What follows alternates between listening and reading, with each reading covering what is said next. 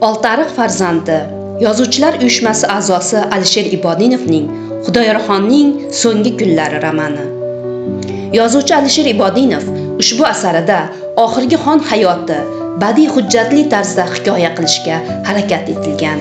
Unga Qo'qon tarixi va adabiyotiga oid o'nlab tarixiy, ilmiy, badiiy asarlar asos bo'lgan.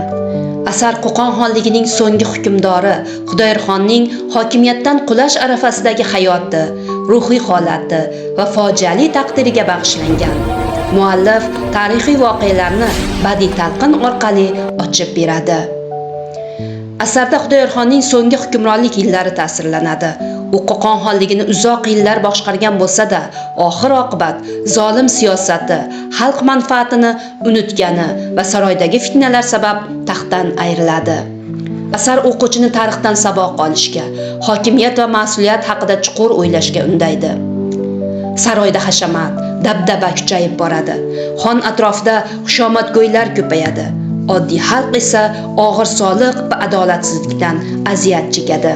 Natijada xalq noroziligi kuchayib, qo'zg'olonlar boshlanadi. Shu bilan birga Rossiya imperiyasining siyosiy bosimi xonlikning zaiflashishiga olib keladi. Xudoyorxon vaziyatni kech anglaydi. Eng achinarlisi, u eng ishonchli deb bilgan odamlardan ham xiyonat ko'radi. Asar yakunida o'z taqdirini qayta ko'zdan kechiradi, ammo endi kech bo'ladi. Xudoyorxon obrazi orqali muallif insoniy fojia va tarixiy falokatni uyg'un holda ko'rsatadi.